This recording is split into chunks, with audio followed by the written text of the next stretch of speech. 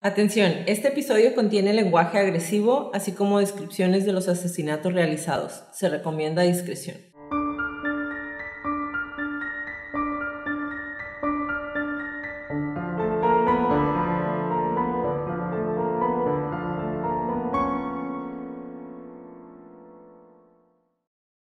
Hola a todos, bienvenidos a Crónicas de Crimen. Yo soy su host Jacqueline López y me acompaña como de costumbre Leti Mosqueda. Hi Leti. Hi Jackie. Queremos invitarlos a nuestras redes sociales, Facebook, Instagram y YouTube como @Crónicas de Crimen para que nos den follow. Ahí subimos toda la información y fotos de nuestras crónicas y a que nos compartan con sus conocidos. Es la única manera de que más gente pueda escuchar nuestras crónicas. Comenzamos.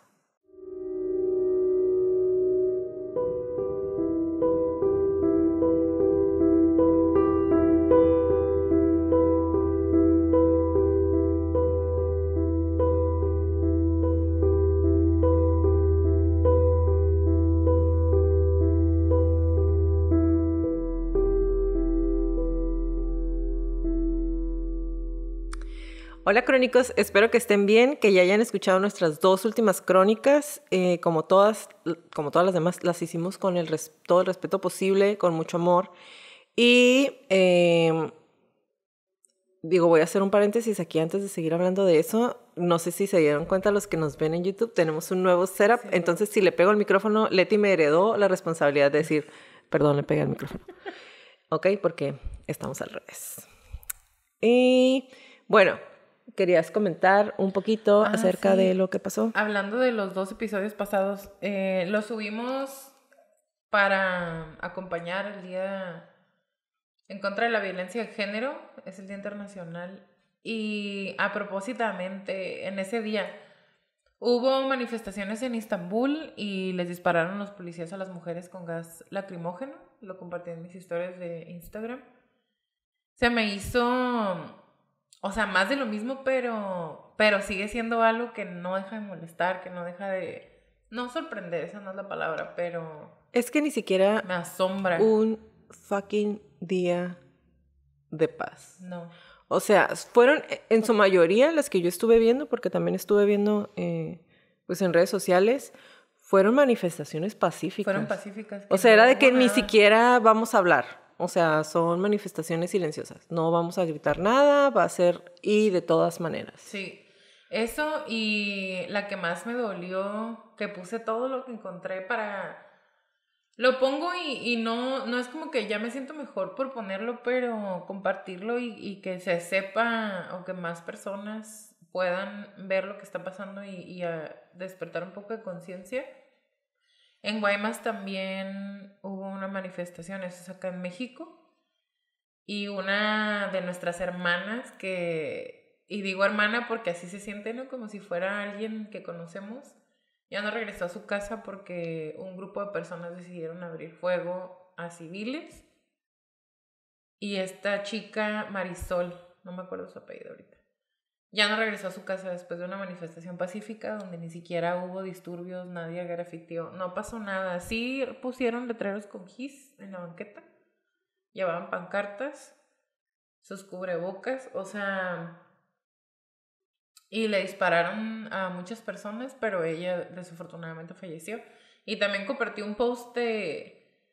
Me crece un dolor, ¿cómo decía? Me crece un dolor que no sé cómo nombrar y que se hace cada vez más grande, cada vez que falta una más. Y es lo que les estábamos platicando en los episodios pasados. O sea, no sé cómo se llama esto.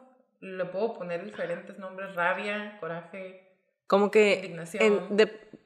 Como que cada segundo que vas analizando qué es lo que está pasando, se brinca a algo diferente. A veces es mucha tristeza, a veces es dolor, a veces es un chingo de coraje, a veces es indignación. Es todo junto. Entonces, como bien lo dices, o sea, no hay una palabra que pueda envolver realmente el sentimiento que causa seguir viendo todo esto. Y que lo hayamos estado... Que hayamos estado buscando, que nos hayamos estado informando, como les dijimos en los videos pasados, que a quienes les sigue molestando este tipo de manifestaciones, busquen, infórmense para que vean y para que entiendan el porqué. Y luego te vas a dormir después de que, la última crónica la subimos especialmente ese día. y te vas a dormir y te despiertas con la noticia de que mataron a una más en una manifestación pacífica y pues está bien triste. Es indignante, pero de todas maneras, como les hemos dicho, vamos a decir los nombres cada vez que podamos de las chicas que hemos perdido, porque son parte de la comunidad femenina mundial. Entonces, si falta una y si siguen faltando, vamos a seguir diciendo los nombres. No por querer molestar ni nada, sino para que no se olvide, ¿no? Que es parte de lo que nosotros queremos siempre hacer, si los nombres se siguen mencionando, si la historia se sigue contando, entonces vale la pena el sacrificio que hacen. No va por ahí de que sacrifiquen una para seguir levantando el nombre de las mujeres o las manifestaciones, sino al revés, que siga habiendo personas, y no me puedo incluir ahí, porque a mí sí me da miedo y no salgo a veces. Pero que siga habiendo personas que con todo y una advertencia a veces y sigan saliendo a manifestarse, es como, sí es muy admirable, sí es aplaudible, y quisiera tener yo esa valentía algunas veces. Y bueno, queríamos hacer ese paréntesis porque realmente pues sí fue algo que los que vieron los 2 capítulos pasados, los 2 episodios pasados, las 2 crónicas pasadas, pues se pueden dar cuenta qué tan indignante es esto, ¿no? Para nosotros aquí en México, pero como también se los mencionamos, pues no es nada más en nuestro país, es en el tuyo, es en el de todas. Y con decir los nombres o con contar las historias a lo mejor no vamos a arreglar nada, pero quedarnos calladas pues tampoco nos sirve de nada. Entonces es con todo el respeto y es únicamente para que sepan que ahí está. No es un tema que si lo dejamos de decir se va a terminar, al contrario, entonces ahí está, sigue pasando. Y yo espero neta algún día no tener más historias de esas. Ojalá. Y bueno, vamos a empezar. Quiero empezar esta crónica mandando saludos porque nos han estado pidiendo saludos. Entonces, Carlos Díaz de la Ciudad de México, Anaid Pérez, Anís Miró, Gloria Elena de Luna, Felipe Mejía, José y Judith Vázquez.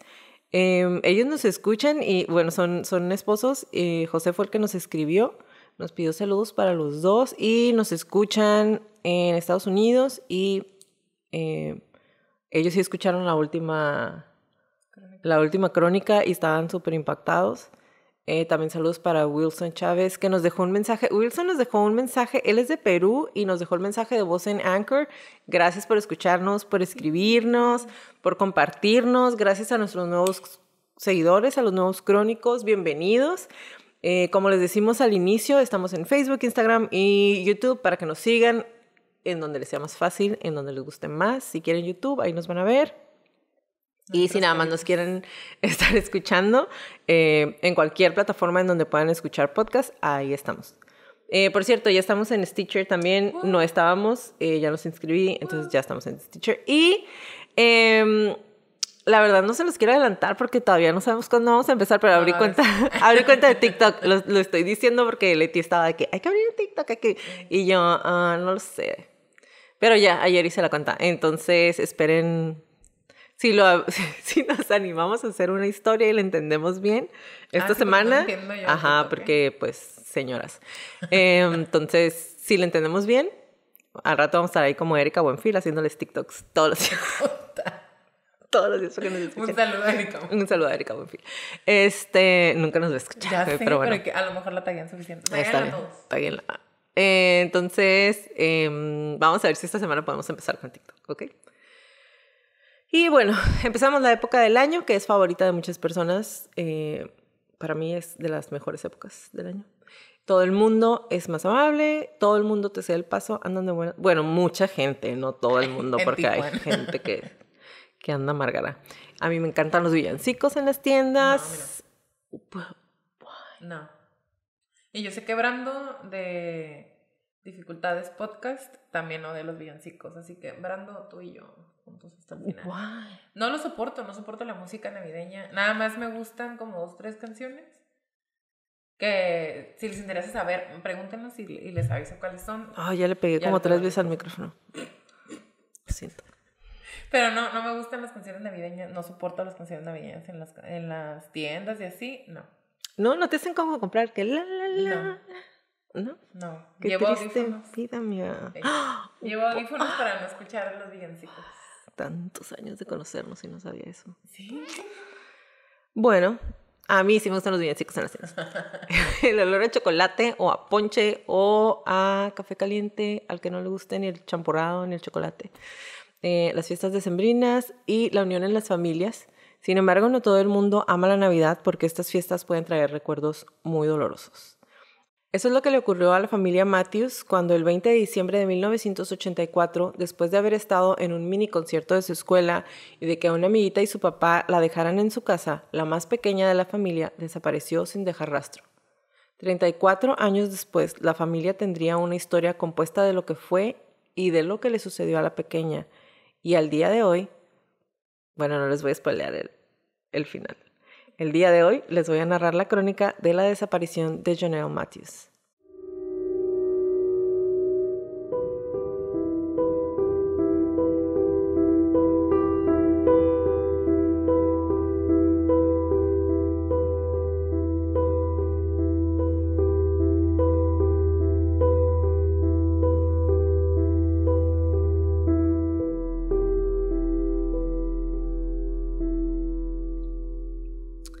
Leti, o sea, yo dije, vamos a calmarnos después de esto, necesitamos una historia después de las 2 historias que estuvimos pasadas, hay que contar una crónica que esté un poquito más calmada,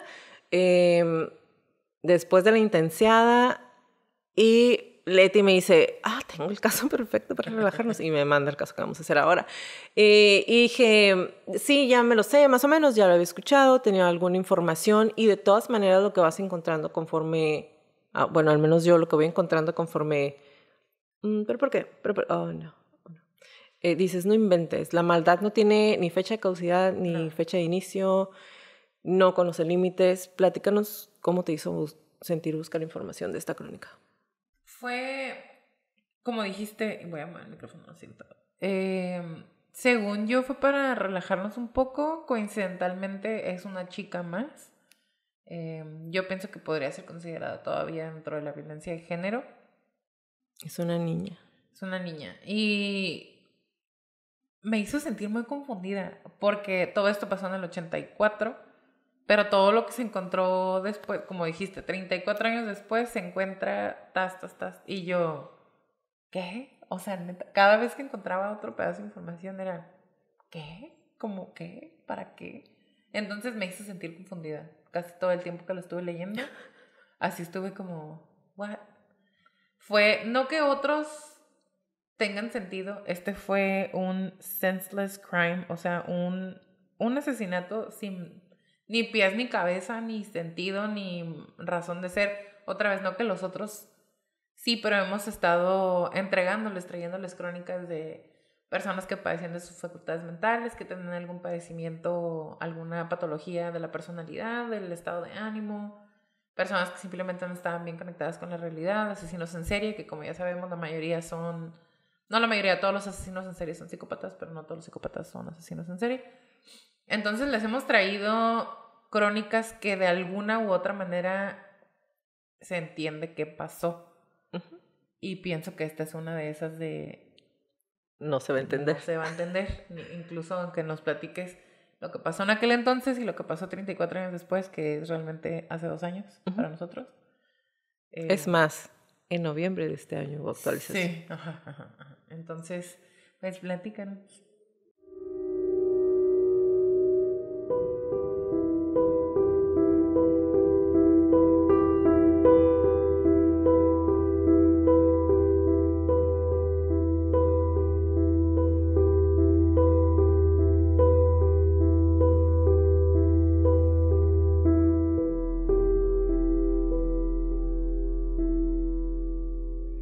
El 20 de diciembre empezó de manera agitada en la casa de la familia Matthews. Estaban a 5 días de Navidad y todos tenían actividades. El arbolito con los regalos estaba listo, los festejos navideños estaban en todo su apogeo y la pequeña Janelle le había pedido a sus papás que por favor la dejaran ir al concierto en el Inter-West Bank de Denver como parte del Greenleaf Franklin Middle School Choir.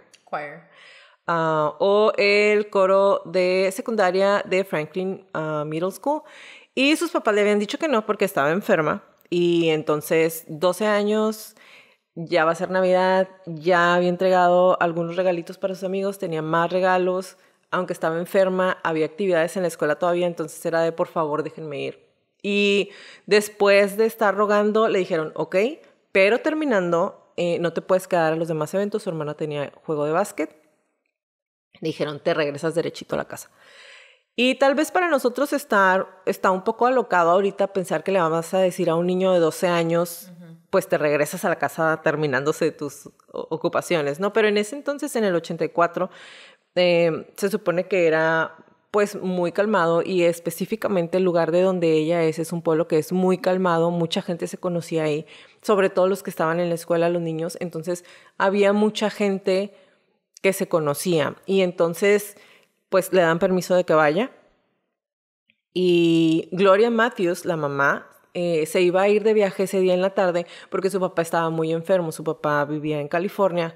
Jim Matthews, que era papá de Joel, tenía pendientes y ver el juego de básquet de su hija mayor que estaba en finales.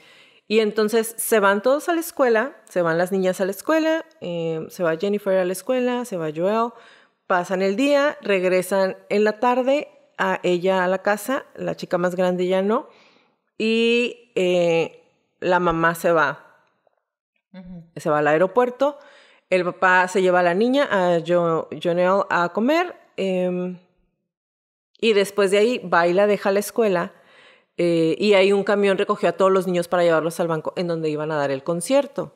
Y cuando el concierto termina, Janelle le dice a una amiga que si le pueden dar raite a su casa, porque como ya les dije, pues su mamá se había ido de viaje, el papá iba a ir al juego de básquet de su otra hija, y la niña no, o sea, pues no iban a ir por ella, ¿no? Y digo, mucha gente dice, ¿cómo puede ser posible que la hayan dejado? Otra vez era muy calmado y a lo mejor ella le dijo, pues cualquiera, o sea, ahí les digo que me lleven a la casa, ¿no? Igual si tenía amiguitos que vivieran por ahí cerca. Entonces está con Deanne Ross y su papá y le dice al señor, se acerca y le dice que sí la puede llevar a su casa y el señor le dice, pues está bien, súbete. Entonces la llevan hasta su casa y la dejan ahí alrededor de las 8:15, entre 8:15 y 8:30 la dejan en su casa. Y después, en las declaraciones del papá de Deanne, el señor dice que cuando llegó a dejarla, se dio cuenta que el garage, el estacionamiento donde meten el carro, estaba abierta, la puerta del garage estaba abierta, y que dijo, qué raro. Entonces, estaba oscuro, pero estaba abierta la puerta, se mete a la casa. Perdón, él está esperando afuera a la niña se mete a la casa, prende la luz y por la ventana les dice que está bien. Entonces, pues ya para él fue como que, X, se va. Y otra vez, nadie pensó que tener la hora exacta para que se den cuenta qué está pasando, pero el señor dice pues entre 8:15 y 8:30. Pero sabemos que a las 8:30, una de las maestras de la escuela en las que su papá era director, habló para decir que no se iba a presentar al día siguiente y que necesitaba que cubriera su lugar. ¿Okay? Entonces, Janelle escribe la nota y la deja ahí a un ladito de donde está el teléfono. La casa de Janelle estaba en un vecindario seguro de la subdivisión de Peace and Run y cuando llegó a la casa, Janelle se quitó sus zapatos, encendió la tele, puso un calentón o calefacción chiquita, así de esas personales, la puso en el piso, lo prendió, se quitó sus zapatos, como ya lo mencioné, aparentemente se puso unas pantuflas y tenía una cobijita, ya sabes, todo lo que pones cuando tienes hueva de levantarte y nomás te vas a acostar ahí. Aparte, pues no olvidemos que ella estaba enferma y venía de la calle, estaba en invierno, estaba ahí donde están ellos, hay nieve, está haciendo muchísimo frío. La habitación o la sala tenía el árbol de Navidad, como ya les mencioné, tenía los regalos de las dos chicas, estaban las botas con el nombre obviamente uno de Jonelle. Le llama a la maestra, le dice que no se va a poder presentar. La maestra después dijo, yo hablé con la niña, le dije que si por favor le podía decir a su papá que no me iba a poder presentar porque estaba muy enferma, y pues es la notita que encuentran en la mesa de teléfono cuando llega. Jim Matthews, que había ido a ver el partido de Jennifer, su hija más grande, llega a la casa a las 9:30 de la noche. Y él, cuando le están preguntando, dice lo mismo. Se me hizo raro porque la puerta del garage estaba abierta. Entonces él entra y, hey, Jonelle. Y nadie le contesta.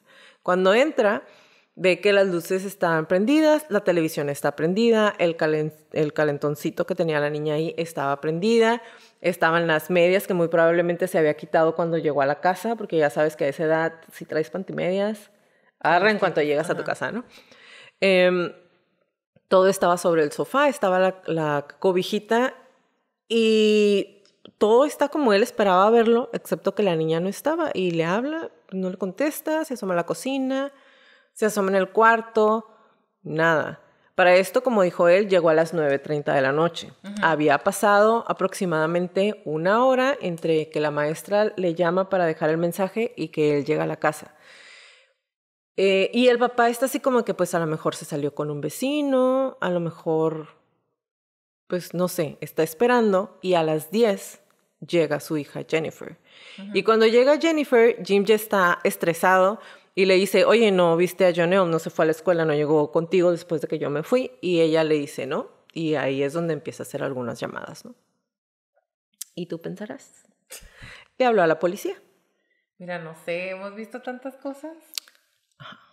No sé si es porque, otra vez, en aquel entonces no había tanto peligro o no creían que hubiera tanto peligro, pero mira, tú llegas a las 9:30 de la noche a tu casa y tu hija, la más chiquita, no está en la casa. Son las 10 de la noche cuando llega tu hija de 16 años y la niña no está.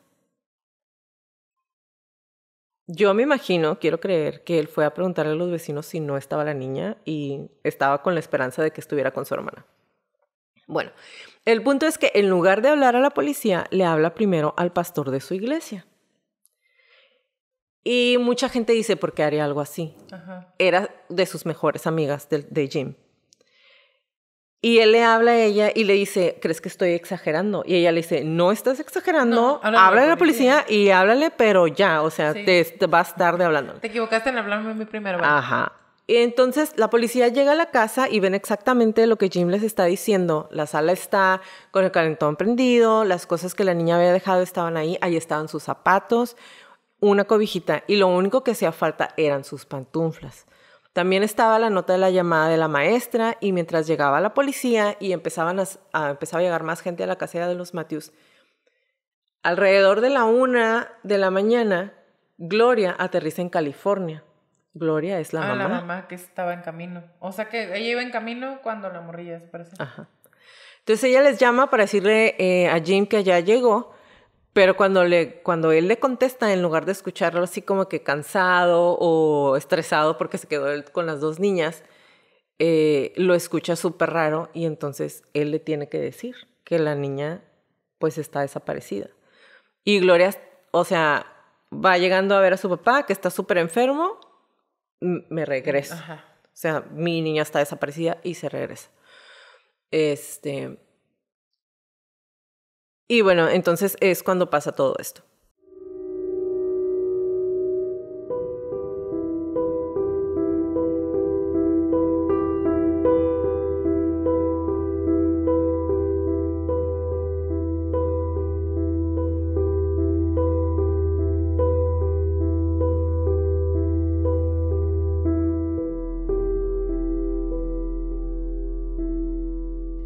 De acuerdo a la policía, no hubo signos de lucha, pero hay indicios de posible juego sucio o foul play que no puedo revelar y que nunca revelaron. Eso lo dijo el teniente Paul Graham a un ex reportero del Denver Post en 1984 y dijo, consideramos esto como un posible secuestro. Se descubrieron huellas en la nieve alrededor de la casa de los Matthews la noche en que desapareció. Al día siguiente se organizó una búsqueda porque ya era muy tarde, hacía muchísimo frío, estaba nevando, no en ese momento, no estaba nevando en ese momento, pero había nevado, entonces estaba haciendo mucho frío, estaba muy oscuro. Y dijeron... Y decidieron no buscar en ese momento. Estamos en el 84. Sí, dijeron aquí, o sea, no se va a hacer ahorita.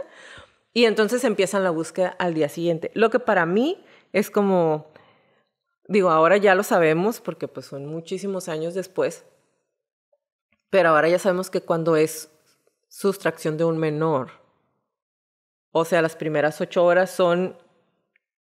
Sí, son las primeras, son las... Me estoy acordando de la película La búsqueda implacable, que se llama Taken en inglés. Ah, claro. Con Liam Neeson.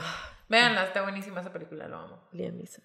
Y él, es una de las cosas que dice, tengo literalmente 45 minutos para encontrar a mi hija, o no lo voy a volver a ver. Y el vato se mueve. Véanla, está buenísima esa película.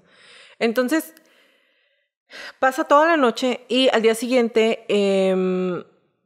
empieza la búsqueda, llega el FBI, o sea, lo mandan al FBI y le dicen, ¿sabes qué? O sea, es un secuestro, es sustracción de menor.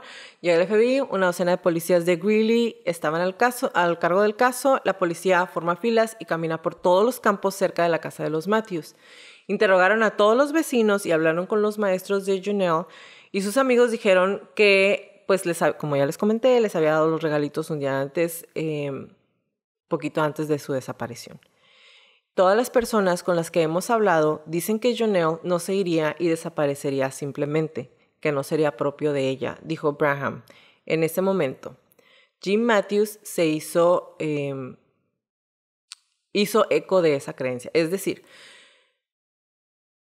en un inicio dijeron, a lo mejor se fue. ¿Sabes? Porque 12 años, a lo mejor. No puedo soportar que sea la respuesta número 1 de la policía en la tele, en las películas y en la vida real. A lo mejor se fue con alguien. Ajá. A lo mejor. Pero yo no sé dónde está, así que me la buscas porque soy el papá. Ajá. O sea. 12 años, no llevaba sus zapatos o sus botas para la nieve, no llevaba abrigo, no llevaba nada. O sea, con la ropa que estaba dentro de la casa, que yo me imagino en ese entonces... a la intemperie, ha de haber estado haciendo un frío de la fregada. La niña nada más llevaba un suéter, un overol azul, que era con lo que había ido al concierto a cantar. Me imagino que habían buscado ya en su cuarto y no faltaba nada. O sea, no faltaba nada. Por eso dijeron, o sea, lo que dijo el papá fue, ¿cómo se iba a ir sin llevarse? Número 1, no se llevó nada. Número 2, no llevaba zapatos, andaba en pantuflas, ahí están sus zapatos, ahí están sus pantimedias. Va a ser Navidad. A ella le encanta Navidad. O sea, no se iba a ir nada más sin avisarnos. Le estaban pasando demasiadas cosas muy cool. Tenía una amiguita que se iba a quedar a dormir con ella el día después de la desaparición. Iba a estar en la presentación de Navidad en la iglesia. Le encantaba la Navidad. No se pudo ir ella por su propio pie. Y otra vez, o sea, estamos en el 84. Y lo sigo diciendo porque me quiero yo ubicar en tiempo y espacio. En el 84, la gente todavía andaba medio tapadona, ¿no? Mira, yo me perdí cuando tenía, creo que 2 o 3 años. Yo también. Y de la casa de donde me perdí, yo creo que han de haber sido como unos 3 kilómetros, güey. Me fui caminando. Me salí de la casa y me fui caminando sola. ¿Y tú qué tenías? Libre. Yo, como 2 o 3 años. Y me encontraron. No sabía. Y me encontraron en un parque y uno de mis tíos se había ido, o sea, un parque súper lejos. Yo de adulta ya lo vi y dije, güey, ¿por qué caminé tanto? Era muchísimo. Y alguien así como que, esta niña no es de nadie. Ajá. ¿Estás hablando que no había WhatsApp, Facebook, ni nada? Para avisar? Ajá, no. Yo para allá, del otro lado de No, la mía estuvo bien tranquila. Yo, o sea... Horas, dice mi mamá que perdón, que eran como la 1 cuando no me encontraron. De la tarde. Ajá, que cuando ya vi que el sol se había metido, yo pensé que ya no te íbamos a encontrar. No manches. Ajá. ¿Qué pedo contigo? No, la mía estuvo bien tranquila. Fueron 45 minutos tops en un Soriana, que era comercial mexicana. ¿Lo cerraron, amiga? ¿Hicieron que cerraran la tienda? No, más o menos. Ahí te va. Mi mamá me tenía agarrada de la mano y me dijo, ahí está tu papá, camina derecho. Y yo, güey, no puede sí. Y mi papá estaba en otro pasillo. Entonces, dice mi mamá, lo que ella se imagina, yo caminé, tu papá caminó y valió madre. Y ahí te quedaste. Pero dice mi mamá, pero mi mamá se fue y yo, ¿pero corriendo o qué? ¿Me querías abandonar? Y me dijo, no. Pues yo dije, ahí está el vato y... Ni modo que no vea a la Ni niña. modo que no vea a la niña, pero mi papá se fue. Y mi mamá también. Al rato, escuchan, de esas que alguien agarra desesperadamente el micrófono para anunciar y se escucha así como el micrófono y una niña gritando a todo pulmón. Y la persona, tenemos una niña que no nos deja que nos acerquemos, tirando patadas y manazos. Está llorando, está perdida. Ayuda, por favor, los papás. La Wendy cuando estaba chiquita, mi hermana, yo balconeando, ¿no? Se perdió y luego dice la niña Wendy que sus papás están perdidos en la tienda. Ella no, los perdidos eran ellos. La cura es que neta estaba, o sea, dice mi mamá que había mucha gente a mi alrededor, pero yo tirando patadas, tenía también 3, 4 años, tirando patadas y manazos y así roja, con mocos y todo, llorando, gritando, pero nadie se me podía acercar. O sea, dice mi mamá, no que no me importara, pero a mí nunca me dio miedo que te fueras a perder, porque nadie se te podía acercar. Bien Porque histérica. tú, así, ¿no? Luchona. Pero mi hermano en las tiendas, y de eso sí tengo memoria, en el carrito o en la conchita así donde los acostaban, y pasaba alguien y, ¡ay, un bebé! Y mi hermano. No. Estiraba los brazos ese güey, era suicida mi hermano. Se quería ir y a mí nadie. O sea, ¡ay, que la niña! ¡Nah! Gritaba. Ay, qué niña tan simpática. A la fecha nadie se me puede acercar porque... Ay, no. Perdón por este bueno, informativo. Entonces, llegan y la empiezan a buscar. Y en la primera búsqueda es cuando la policía se entera que están interrogando a Jim, se entera de algo que no esperaba. Resulta que Jonelle era adoptada. Y no vayan a malentender, la niña lo sabía, ellos le habían dicho que era una niña, ella creció sabiendo que había sido adoptada.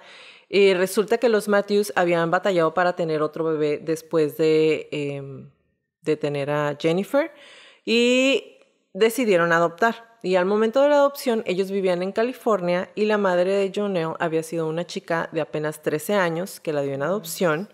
Ajá, súper chiquita. Súper bebecita. Ajá, la dio en adopción. Ellos se quedaron con la niña desde que tenía alrededor de 6 semanas y entonces a partir de ahí, pues,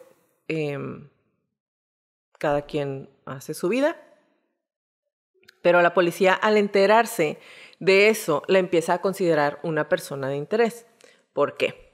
Como ya se los hemos platicado antes, en las desapariciones de menores, la mayoría de las ocasiones hay alguien dentro de la familia que está involucrado en la desaparición, ya sea por un accidente o por una sustracción planeada. Uh-huh. En la mayoría de las ocasiones, el responsable es un familiar cercano al menor. Sin embargo, lo que me llamó la atención un poco es que estaban las pantuflas. No estaban las pantuflas. Entonces, si todo estaba en completo orden, para mí hubiera sido sospechoso. Inclusive podría atreverme a decir que la persona que tuvo que ver con la desaparición por lo menos conocía a la familia, güey. Uh-huh. Porque ¿cómo puede ser posible? O los estaba espiando, porque ¿cómo puede ser posible que específicamente ese día que la niña estaba sola? Es justo... Ay, el Logan, perdón. Es justo lo que te iba a decir, o sea, y hasta lo traigo anotado, ahorita te lo voy a enseñar. Porque de menos lo estuvieron viendo, de menos ese día. Ajá, porque la mamá siempre estaba ahí. Sí, entonces, y no es como que... perro. Perdónenme por mi perro. Normalmente lo editamos, no sé por qué Leti siguió. Sigo. No, miren, y vamos a darle, no pasa nada. Por lo menos ese día... Ajá. Y digo, súper de perdida, pero obviamente, como dices tú, y como lo hemos visto en infinidad de casos y casos que no hemos hecho todavía, pero que eventualmente a lo mejor los incluimos, o es un pariente o es el vecino de al lado. Güey, o se alinean los planetas exageradamente a la suerte de esos malditos, de porque, o sea... Es que no... Su mamá no estaba, su papá llegó después que ella... Uh-huh. su hermana tampoco estaba. Entonces es como que la única noche que la niña iba a estar sola en la casa, eso pasa. Ese me lo vi. Entonces, otra vez, para mí por lo menos tenía algo que ver para saber que iba a estar sola a esas horas. Lo que para la policía también levantó señales de alarma. Y entonces, en esa cajita de personas de interés, también meten a Jim, al papá de Jonelle, porque él había sido literalmente la última persona de la familia con la que la niña había tenido contacto. Es decir, ellos dijeron... No el señor que la llevó. No, porque para la policía fue como, a mí que me dice que realmente tú no estuviste aquí antes, cuando la niña llegó.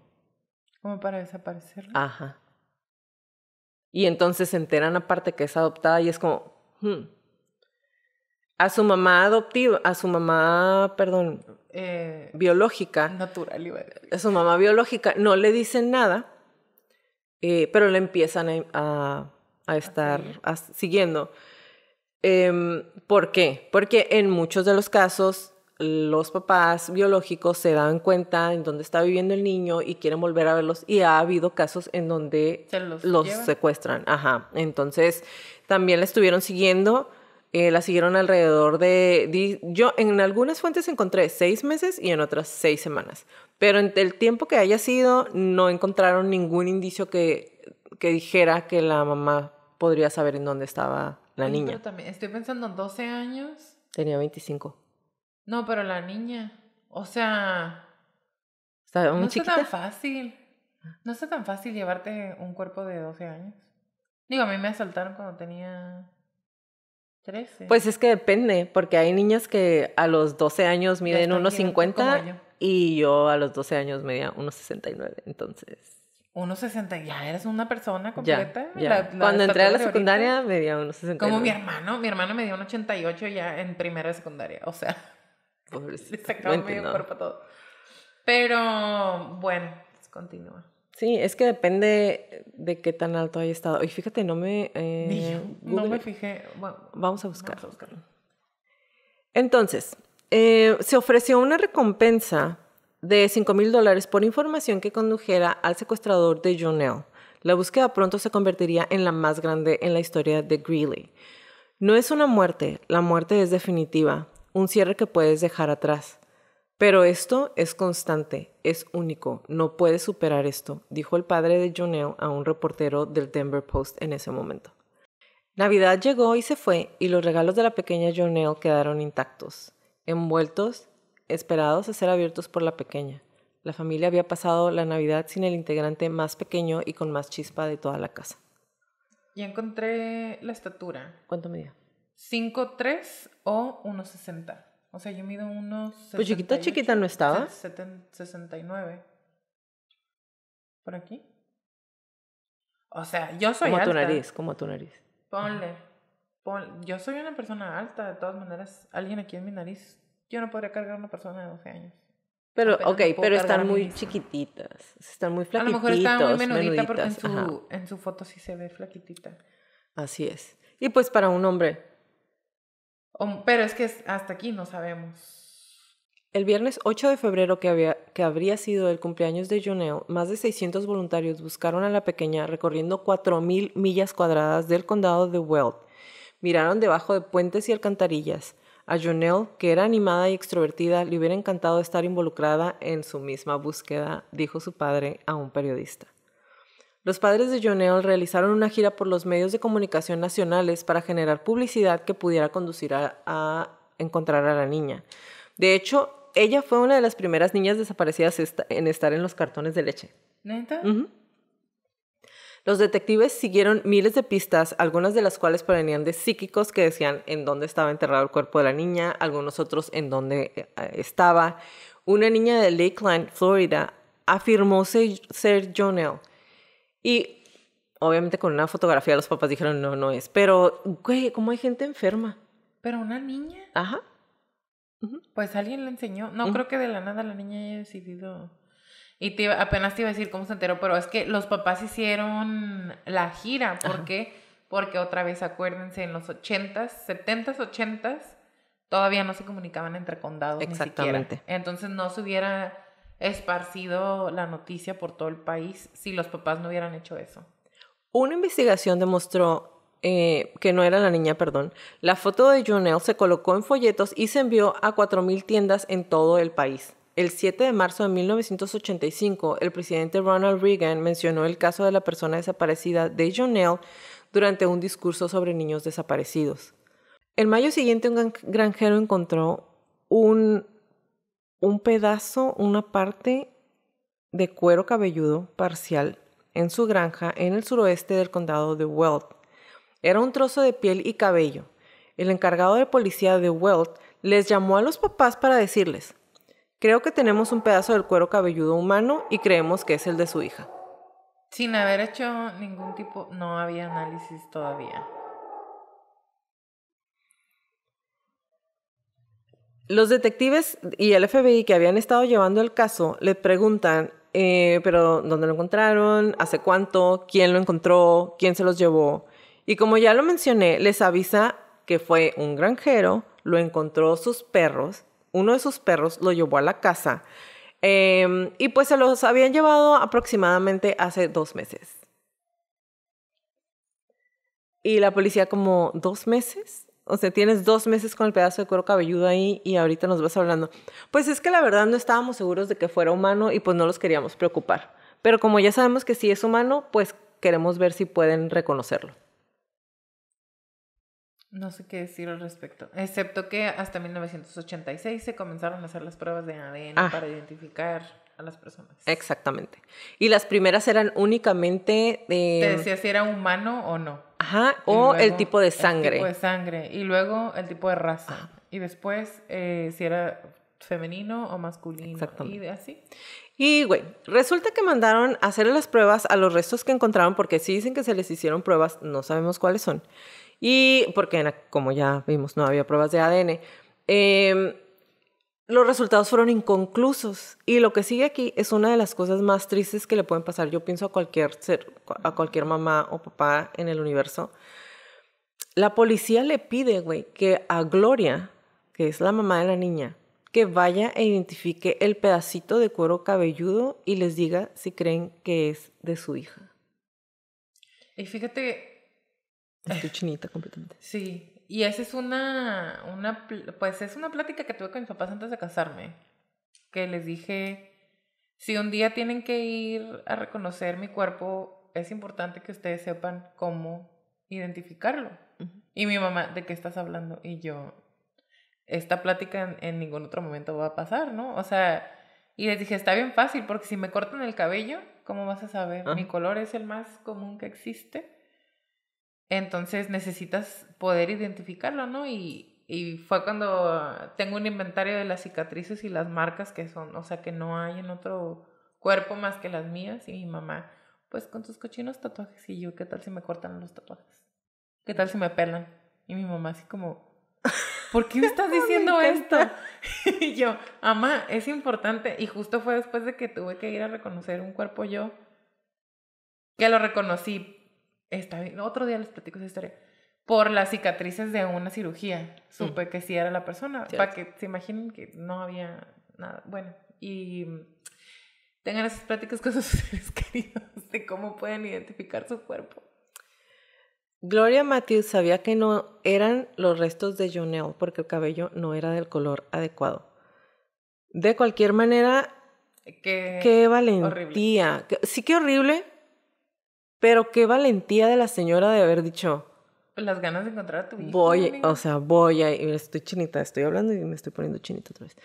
No estaba realmente preparada emocionalmente para mirar el cuero cabelludo, pero era un trabajo que tenía que hacerse, le dijo a un ex reportero del Denver Post. Sentí una gran sensación de alivio cuando me di cuenta que no era Jonelle. Pero la familia estaba perdiendo la esperanza de encontrar a la niña con vida. Los Matthews fueron a Washington, D.C. en septiembre de 1985 y aparecieron con ejecutivos de Dole Foods cuando anunciaron una promoción multimillonaria para llegar a 43 millones de estadounidenses y canalizar $250,000 al Centro Nacional para Niños Desaparecidos y Explotados. Después de un año de búsqueda, la familia regaló los regalos que le habían comprado y Gloria Matthews le dijo a un periodista que Jonelle no podía estar muerta. Que Jonelle podría estar muerta.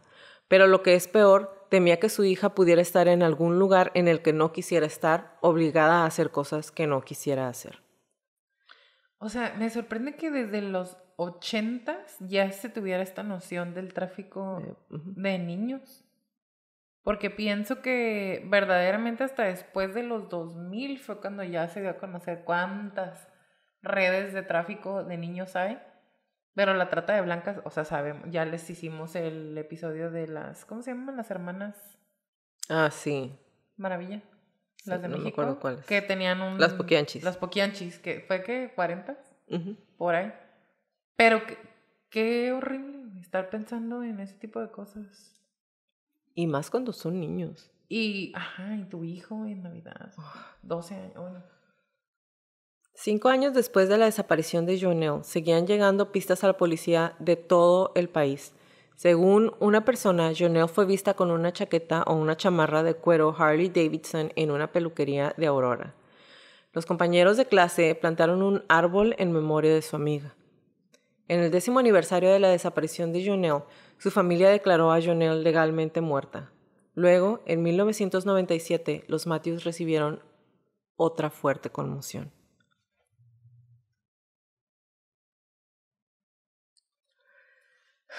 Ahí va. Mi nombre es Terry Viera Martínez, decía una carta que recibieron por correo el 9 de febrero de 1997. No, es que el 9 de febrero de 1972 dio a luz a una niña. Ah, perdón. Terrible estúpidas las Perdón. Mi nombre es Terry Viera Martínez, decía una carta que recibieron por correo. El 9 de febrero de 1972 di a luz a una niña en el Cottage Hospital de Santa Bárbara, California.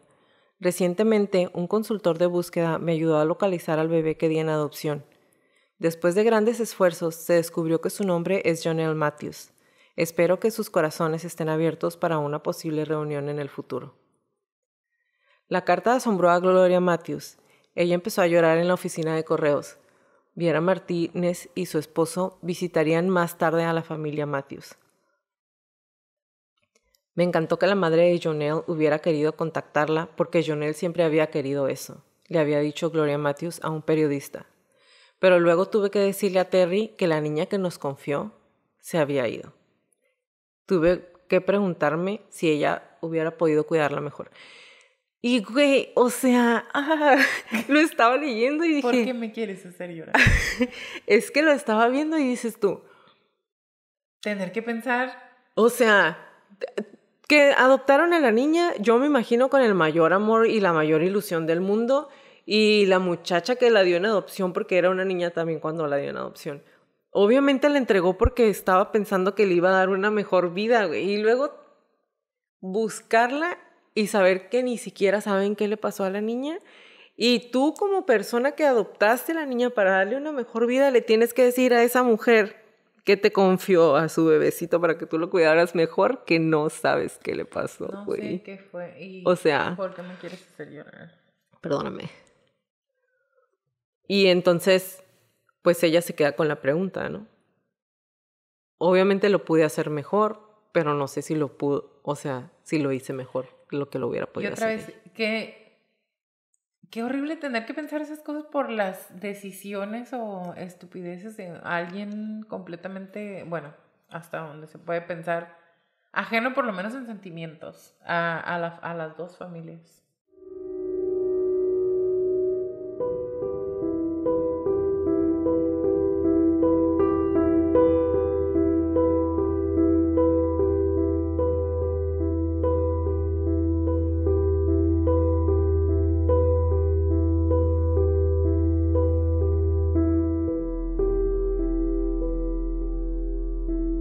Este episodio es editado por Stuka Producciones. Si necesitas que alguien te haga trabajos de edición de audio y video, Stuka Producciones puede ayudarte. Búscalos en Facebook como Stuka Producciones. Stuka es SZTUKA Producciones.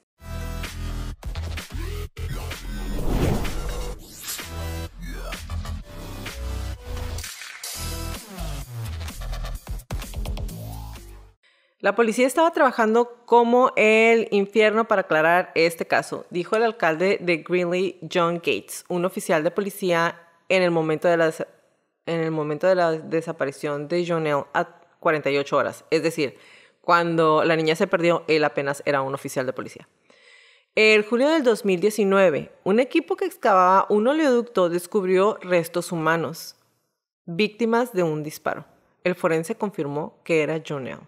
34 años después. Y por accidente, por completo accidente. Exactamente. ¿Sabes a qué me recordó? A otra película.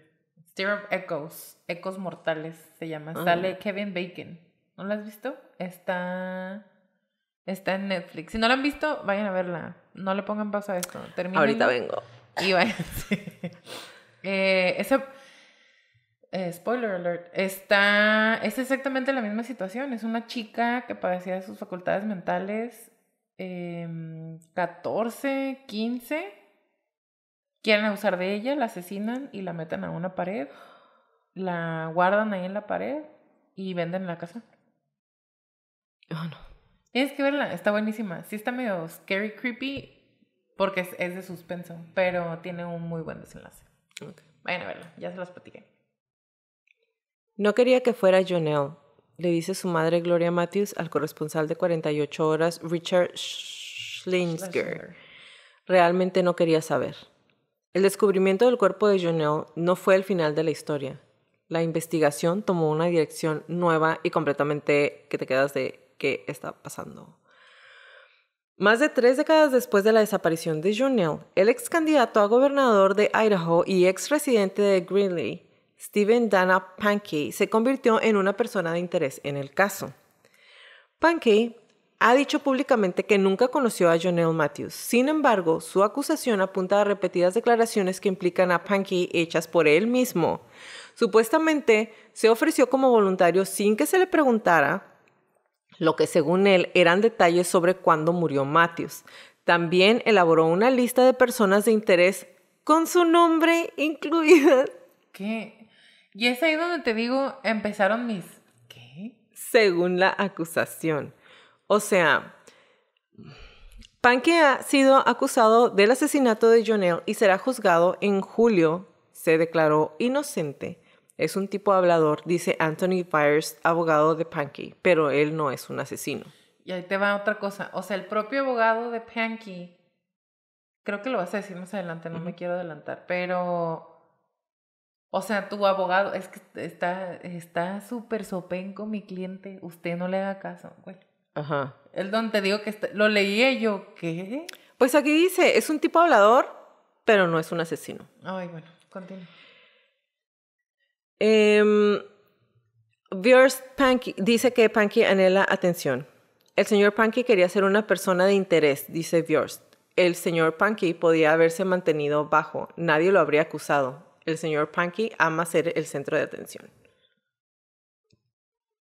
Ya no entiendo. O sea, ¿tanto quieres ser el centro de atención que te vas a introducir a una investigación de un crimen que pasó hace 34 años? Así es. Lo que me llama la atención es que él vivía en Exactamente, Greeley. en Greeley. Exactamente. Greeley. El 13 de septiembre del 19, el Departamento de Policía de Greeley anunció que Stephen Dana Pankey se había postulado para gobernador en Idaho en el 2014 y 2018 y para vicegobernador en el 2010. Era una persona de interés en el secuestro y muerte de Jonelle Matthews. Se supone que desde antes, según ellos. Lo habían visto, pero cuando dicen esta noticia, la familia Matthews dice... nosotros no tenemos idea de quién es. Sí, o sea, no sé quién es exactamente. El miércoles 4 de septiembre del 2019, la policía de Twin Falls, Idaho, registró el condominio de Pankey bajo una orden judicial que indicaba que los investigadores tenían una causa probable para creer que Pankey secuestró y asesinó a Jonelle. Pankey y su exesposa vivían a unas 3 millas de la casa de Matthews y él había sido pastor de jóvenes en la iglesia a la que asistía la familia Matthews. El comandante de la policía de Greeley, Roy Smith, declaró que Pankey había hecho repetidos esfuerzos para hablar con los detectives sobre el caso de Matthews, pero se negó a responder preguntas cuando los detectives viajaron a Twin Falls el 15 de agosto del 2019. Y cuando todo esto está pasando, hay un momento en que la gente le está preguntando cosas y él dice... sí, es que yo quiero hablar con la policía para decirles qué fue qué información tengo, pero necesito que me hagan cut me a deal. Inmunidad. Necesito inmunidad. Y la policía es como, pero si tú no hiciste nada y no sabemos qué información nos vas a dar, ¿cómo te voy a dar inmunidad? Y él dice, sí, lo que pasa es que pues he tenido muchos problemas con la policía y la policía siempre me quiere meter a la cárcel, entonces necesito que me den inmunidad. Así es. El 13 de octubre del 2020, Pankey fue acusado formalmente de asesinato en primer grado y secuestro de la muerte de Jonelle. Estuvo detenido sin derecho a fianza en la cárcel del condado de Ada en Idaho hasta que fue extraditado a Colorado. Stephen Pankey tenía 69 años en el momento de su acusación. Pankey supo que era una persona de interés en septiembre del 2019 cuando fue entrevistado por el Idaho Statesman. Pankey le dijo al periódico que no conocía a Jonelle ni a la familia Matthews y que solo había oído hablar de ellos después de la desaparición. Dijo que él y su esposa estaban en casa la noche de la desaparición de Jonelle.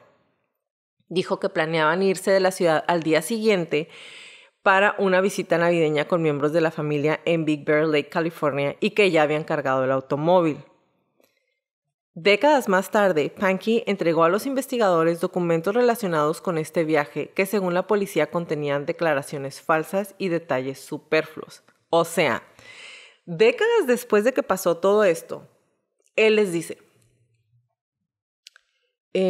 sí me acuerdo porque de hecho se acercó... O sea, sí me acuerdo porque yo ahí estaba... Espérate. Sí me acuerdo porque se dio la vuelta a un carro en el estacionamiento de mi casa y yo dije, ay, ahí viene la policía por mí. ¿What?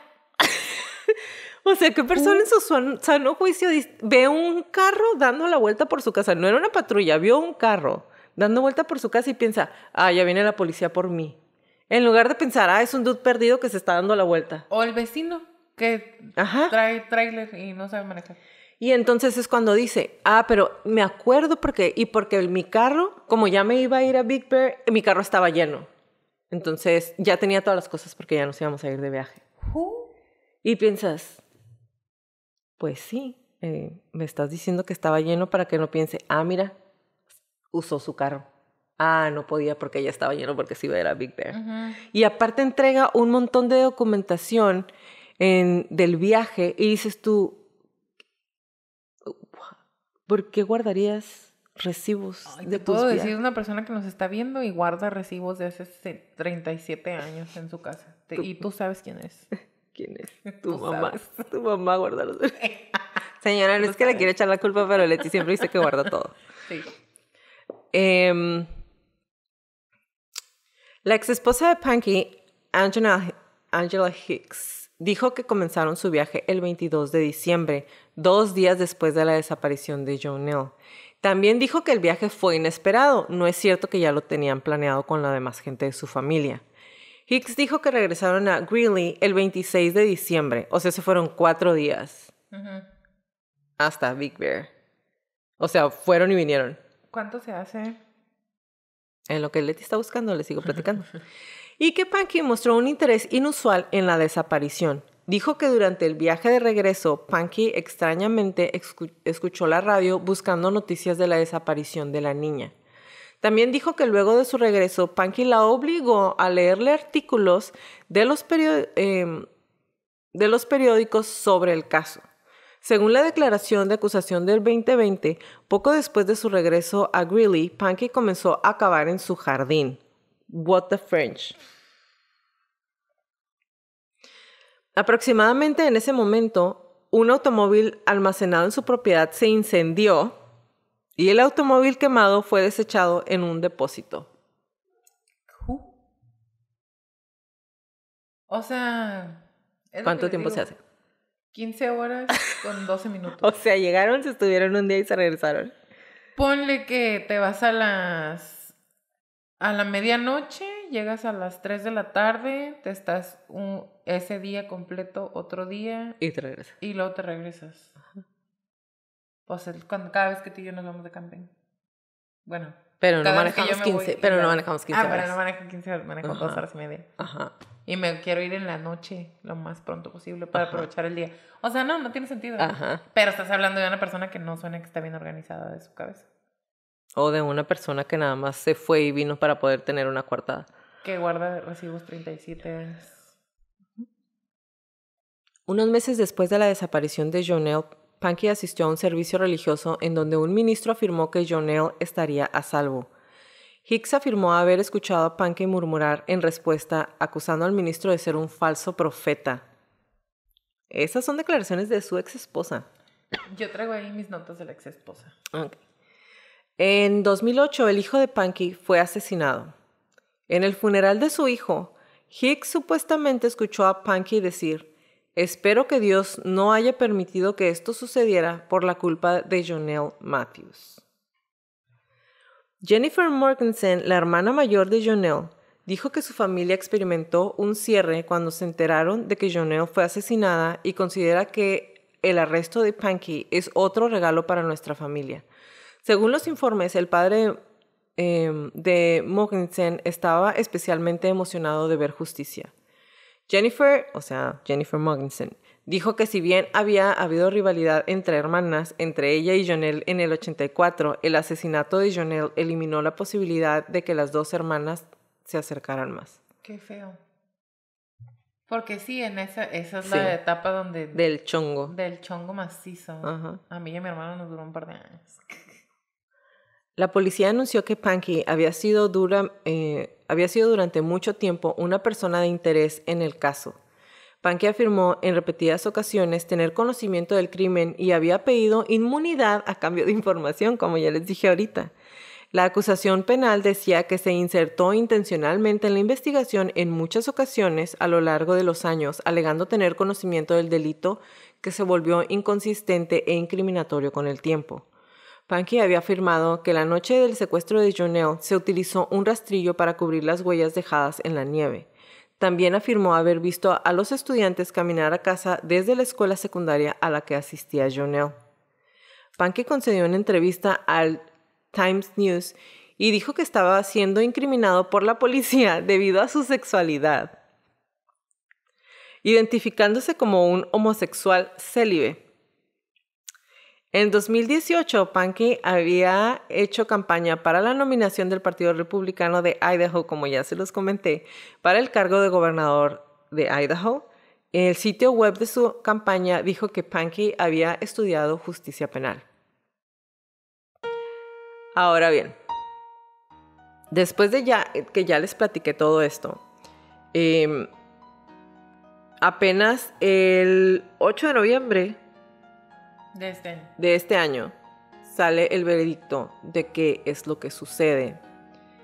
Y después de que Leti nos dé ahorita muy amablemente el perfil de lo que haya traído de el único sospechoso hasta la fecha de este asesinato, ya les platiqué qué es lo que pasó, qué es lo que dijo él, cuáles son las declaraciones de su esposa, y de que si no está completo el hombre. Les voy a decir qué es lo que pasó una vez que Leti nos dé el perfil psicológico. Adelante. Fíjate que sí encontré información psicológica, por así decirle, de esta personita Panky, pero me rehusé a escribirlo o a investigarlo porque como estás hablando de una persona que dice diferentes cosas, bien pudo haber estado pretendiendo, su abogado bien pudo haber estado mintiendo. Le encontraron, porque no está el diagnóstico, o sea, no existe un diagnóstico como tal. Él se lo adjudicó solo a manera de dar una explicación muy general de por qué estaba actuando de manera. Pero lo tuvieron encerrado, ¿no le hicieron nada? No, ¿como para qué? Exactamente. Entonces, no les voy a dar el perfil psicológico. Lo pueden encontrar fácilmente si buscan su nombre, pero no es verdadero ese perfil y me rehusó a contestarlo. Lo que sí les traigo como un análisis del asesinato, tal cual.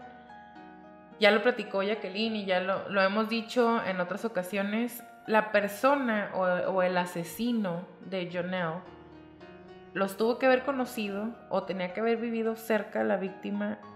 Por lo menos tendría que haber estado vigilando o atento a los horarios 2 días antes, un día antes. Y arriesgándose a muchas cosas ese día. Yo pienso que ese día específicamente estuvo cazando. Sí, cazando. Porque fue un día, o sea, que no nos dice que ya tenía días esperando que una de las dos niñas estuviera sola. Exactamente. Ahora, en el estado de Colorado particularmente, hubo una tendencia de la mitad de los años 70 hasta final de los 80 en donde mujeres jóvenes y niñas desaparecían de sus casas sin dejar rastro para nunca ser encontradas de nuevo con vida. Los 3 principales asesinos en serie que estuvieron rondando por esas épocas en Colorado fueron Ted Bundy, Joan Agril y Vincent Gross. Y les traigo una cosita de nada porque a lo mejor los vamos a hacer después. De Bundy sabemos que de no... Bundy ya hicimos su... Sí lo hicimos y al final, o sea, sí les dejamos ahí de que no sabíamos cuántas en realidad había asesinado. Y podríamos decir, no es realmente su modus operandi un balazo. Realmente no lo es.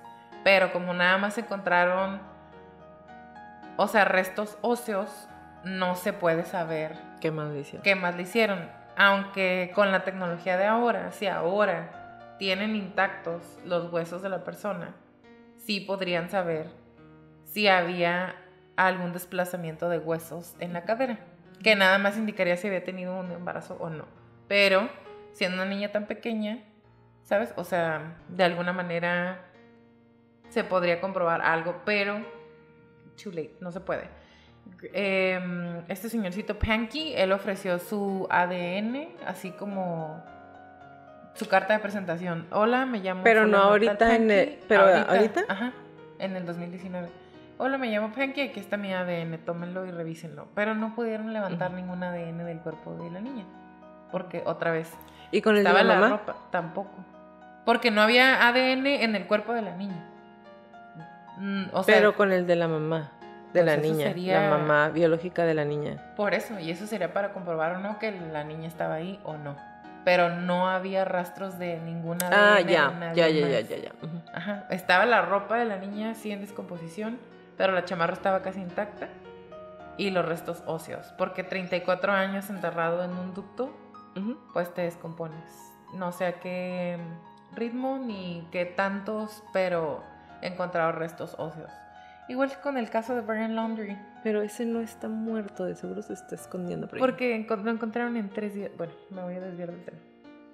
Vincent Groves tuvo 15 víctimas entre 1978 y 1988, que fue cuando lo arrestaron en Denver, Colorado.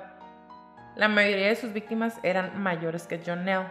Eran prostitutas y niñas vulnerables que se encontraba, y sigo diciendo niños porque cuando digo mayor de Jonelle eran 14, 15 años, que es la edad en la que puedes tener un permiso de conducir y traer tu vehículo, y es cuando usualmente les dan vehículos a los niños allá en Estados Unidos. Pero sigue sin ser su perfil porque se las encontraba, no iba por ellas a su casa. No iba por ellas a su casa. Le volvió a pegar al micrófono, perdónenme. Después tenemos el maravilloso Ted Bundy, de él, vayan a ver el episodio. Rafa, si puedes poner aquí el link. Gracias. Hicimos como dos. Fue de 2 partes. 2 partes. John Argue, puesto en libertad en 1982 tras apuñalar a su cuñada de 14 años, se mudó a Boulder, Colorado y asesinó a 2 mujeres más, Susan Baker y Orma Smith. Intentó secuestrar a un tercero, un hombre, un adolescente, con un cuchillo, pero fue atrapado nuevamente. Y él estaba arrestado en la época en la que Jonelle desapareció. Entonces no pudo haber sido él. Y Ted Bundy, a pesar de que no es su modus operandi el balazo, no sabemos cuántas víctimas más. No hay, yo pienso que no hay una verdadera manera de decir, no fue Ted Bundy, o sí fue Ted Bundy. Ajá, porque te acuerdas que cuando se lleva a la chica que vive con sus demás amigas, que no se dan cuenta porque no hace falta más que la pijama que traía puesta, y él vuelve a tender la cama y deja todo exactamente como ya lo tenía. Y era una mujer más grande. Exactamente. Entonces, No sé, o sea, a mí me daría paz mental pensar que sí fue Ted Bundy, porque entonces ya sabríamos exactamente qué pasó. Y al mismo tiempo, no da paz mental Por las saber cosas que exactamente qué hacía. fue lo que pasó. ¿Sabes cómo? Y bueno. A mí como estaba tan chiquita, yo pienso que, o sea, que pensar como que, la secuestraron y le dieron un balazo y se murió rápido es lo menos doloroso. Porque imagínate, o sea, no se imaginen, ¿no? Pero un Bundy... No, Bundy... O sea, Bundy les hacía cosas horribles. Horribles. No es que los demás no, pero Bundy... Y la otra persona, Vincent Groves, él también estaba un poco malito. ¿Sí? Deberíamos incluirlo, por lo menos hacer un mini, porque estaba medio enfermito también él. Un poquito enfermito. Entonces, lo que encontré respecto a la ex esposa de Panky es que ella no dijo ninguna de estas cosas en ningún momento hasta que le pidió el divorcio. Cuando ella le pidió el divorcio que Panky no le quería dar, fue cuando ella dijo, es que aparte en 1984 pasó esto. Y en 1985 pasó esto. Y en 1986, o sea, ella también lleva un récord bien bizarro de cosas que yo estoy bien con mi marido y nos vamos de vacaciones repentinamente, exactamente después de que se desapareció una niña, y en el camino me obliga extrañamente, fuera de character, fuera de lo normal, vamos a escuchar todas las noticias en la radio y léeme todos los cosas en el periódico. Y no dijiste nada a la policía hasta... A lo mejor estaba enamorada. Ya sabes que hay mujeres que... Hasta la de Ted Bundy. Pero... no sé, yo no le creo a nadie en esto. Lo único que sí, o sea, lo único que sí se sabe es la niña desapareció. Encontraron sus restos, murió por un balazo, un único balazo en la cabeza. Y se destrozaron 2 familias por completo. Se perdieron de toda la vida de la niña. Uh-huh. Y la niña de vivir con su hermana, de conocer a su mamá, uh-huh, biológica. O sea, a eso me refería con no tuvo sentido. No podemos explicar exactamente qué pasó, porque a pesar de que esta persona se insertó en las investigaciones y dijo que él fue, y luego que siempre no, y luego tenía, ¿saben? O sea, me dejó como bien insatisfecha. Nada más me puedo imaginar la familia tomando consuelo en, pues él dijo que él fue y se encontró que sí fue él, y etcétera. Al carecer de evidencia física, la fiscalía se basó en gran medida en el testimonio de la ex esposa de Panky, quien dijo que Panky había anunciado inesperadamente el viaje la noche en que Jonelle había desaparecido. Tras estar deliberando más de 3 días, el jurado decidió que se había cancelado la sentencia. Entonces, es inocente. Únicamente se está esperando el veredicto para saber cuántos años le van a dar por haber mentido, por haberse inmiscuido en la investigación y por haber mentido en que tenía la información o no, y por haber mentido en que sí era o no era responsable. Pero por el asesinato de Jonelle Matthews sigue sin haber culpable.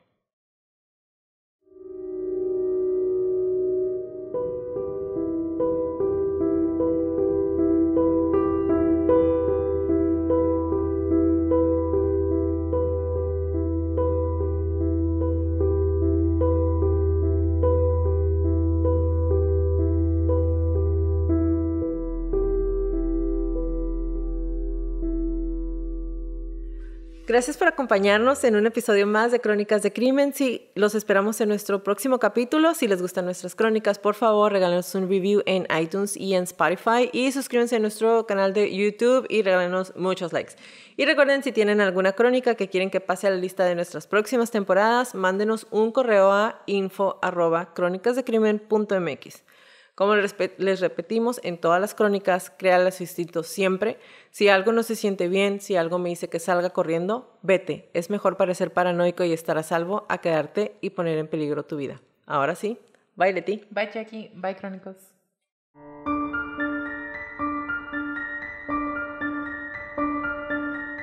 Toda la redacción y búsqueda de esta crónica fue hecha por mí, todo el perfil clínico fue realizado por Leti Mosqueda, música por Kenny MacLeod y toda la edición de sonido es de Stuka Producciones.